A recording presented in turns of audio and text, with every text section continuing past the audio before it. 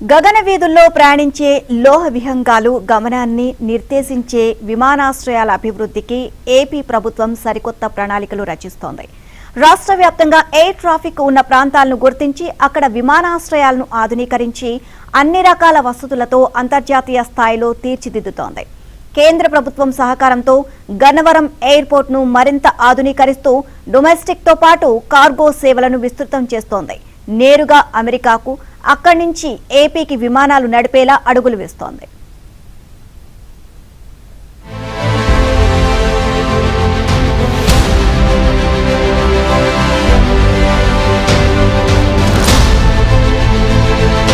ఆంధ్రప్రదేశ్ రాజధాని అమరావతికి కీలకమైనది విజయవాడ అంతర్జాతీయ విమానాశ్రయం. విజయవాడకు 18 కిలోమీటర్ల దూరంలో ఉన్న గన్నవరం విమానాశ్రయానికి సుదీర్ఘ చరిత్ర ఉంది. రెండవ ప్రపంచ యుద్ధ సమయంలో బ్రిటిష్ ప్రభుత్వం ఈ విమానాశ్రయాన్ని ఏర్పాటు చేసింది. దీని సుదీర్ఘ రన్వే సముద్ర మట్టానికి 82 అడుగుల ఎత్తులో ఉంది. రన్వే పొడవు 11,000 అడుగులు. విజయవాడ, గుంటూరు వంటి ప్రాంతాలు మహానగరాలుగా అభివృద్ధి చెందుతున్న క్రమంలో గన్నవరం ఎయిర్పోర్టు కూడా అభివృద్ధి చెందింది.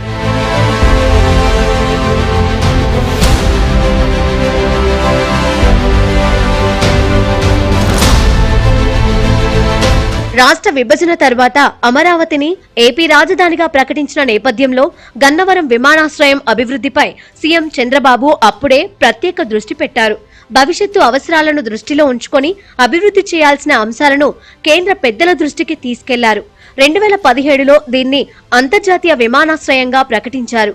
2018లో డిసెంబర్లో గన్నవరం విమానాశ్రయం నుంచి సింగపూర్కు నేరుగా విమానం నడిపారు. విజయవాడ నుంచి గన్నవరం వరకు జాతీయ రహదారిని సైతం పచ్చదనంతో కూడిన పుష్పాలతో కనువిందు చేసేలా అభివృద్ధి చేశారు. 2018 ఆగస్టు నుండి కార్గో సేవలను అందుబాటులోకి తీసుకురావడం ద్వారా సేవలను విస్తరించారు.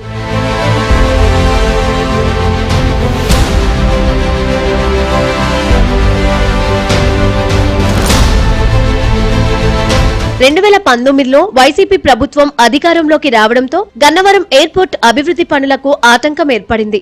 పరిశ్రమలు వెనక్కి వెళ్లిపోవడం, ఇతర రాష్ట్రాల నుంచి పారిశ్రామికవేత్తలు రాకపోవడంతో సహజంగానే విమానాల రద్దీ తగ్గిపోయింది. చాలా వరకు విమాన సర్వీసులు నిలిపివేశారు. 2024లో కూటమి అధికారానికి వచ్చిన తర్వాత గన్నవరం విమానాశ్రయం పూర్వ వైభవం దిశగా అడుగులు పడ్డాయి. సీఎం చంద్రబాబు దూరదృష్టి, ఆయన అనుభవం, కేంద్రంతో నిరంతర సంప్రదింపులు ఫలించాయి. శ్రీకాకుళం లోక్సభ సభ్యుడు రామ్మోహన్ నాయుడు పౌర విమానయాన శాఖ మంత్రిగా ఉండడంతో ఆయన ద్వారా కేంద్ర ప్రభుత్వానికి పలు ప్రతిపాదనలు పంపారు. గన్నవరం ఎయిర్పోర్టుతో పాటు ఎయిర్ ట్రాఫిక్ ఉన్న ప్రాంతాలను గుర్తించి ఆయా చోట్ల విమానాశ్రయాల నిర్మాణం, ఆధునికీకరణ పనులకు ఆమోదం పొందారు. ప్రయాణికుల రద్దీ కారణంగా విమానాల సంఖ్య కూడా బాగా పెరిగింది.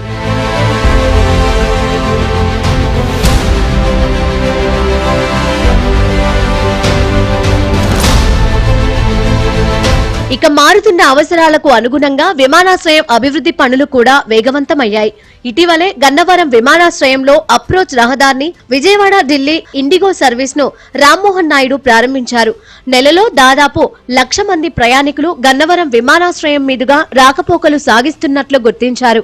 మరిన్ని ప్రాంతాలకు కనెక్టివిటీని ఏర్పాటు చేస్తే ఆ సంఖ్య రెట్టింపు అవుతుందని పాలకులు భావిస్తున్నారు. గత ప్రభుత్వం నిర్వాహకం కారణంగా గన్నవరం విమానాశ్రయం అభివృద్ధి కుంటుపడిందని, మళ్లీ కూటమి ప్రభుత్వంలో అభివృద్ధి వేగం పుంజుకుందని విజయవాడ ఎంపీ కేశినేని శివనాథ్ తెలిపారు. 2014-19 మధ్య గన్నవరం ఎయిర్పోర్టుకు తెచ్చిన వైభవాన్ని వైసీపీ ప్రభుత్వం మసకబారేలా చేసిందని, ఇప్పుడు మళ్లీ టెర్మినల్ నిర్మాణంతో పాటు ఆధునిక హంగులతో అభివృద్ధి వేగవంతం చేసినట్లు ఆయన వెల్లడించారు. 23 వరకు చాలా ఫ్లైట్లు క్యాన్సిల్ అయిపోయి ప్రజలు లేక ఎంతోమంది విజయవాడ నగరవాసులకు చాలా ఇబ్బందికరమైన పరిస్థితిలో ఉండేది విజయవాడ ఎయిర్పోర్టు. మళ్ళీ కూటమి అధికారంలోకి వస్తే కొత్త టెర్మినల్ కూడా ప్రారంభించి 5 సంవత్సరాలు నత్తనడక నడిచి 30% పనులు కూడా పూర్తి చేయలేని, నోచుకోలేని పరిస్థితిలో ఉండేది. మనం ఆ రోజు చూస్తే 2014 నుంచి 19 వరకు టెంపరీ టెర్మినల్ సుమారు సంవత్సరం కాలంలోనే టెంపరీ టెర్మినల్ వేసాం. అప్పుడు సింగపూర్కి ఫ్లైట్లు ఉండేవి, ఎన్నో ప్రదేశాలకు కనెక్టివిటీ ఉండేది. 2019 నుంచి 23 వరకు అసలు 2-3 ఫ్లైట్లు తిరిగే విధంగా దారుణమైన పరిస్థితుల్లోకి గత ప్రభుత్వం తీసుకొచ్చినాక 2023-24లో ఏ రోజైతే కూటమి ప్రభుత్వం అధికారంలోకి వచ్చిందో ముందుగా అమరావతికి అమరావతిలో భాగమైన ఈ విజయవాడ ఎయిర్పోర్ట్ని డెవలప్మెంట్ కార్యక్రమాల్లో భాగంగా గౌరవ ముఖ్యమంత్రి నారా చంద్రబాబు నాయుడు గారు కానీ, లోకేష్ గారు కానీ, కూటమి నాయకత్వం కానీ, ముఖ్యంగా మన యువ కేంద్ర మంత్రి మన రామ్మోహన్ రావు వచ్చిన వెంటనే కొత్త టెర్మినల్ పనులు శరవేగంగా జరుగుతూ మొదలుపెట్టినాయి. గన్నవరం ఎయిర్పోర్ట్ కొత్త టెర్మినల్ పనులు పూర్తి చేసుకుని త్వరలో ప్రారంభోత్సవానికి సిద్ధంగా ఉంది.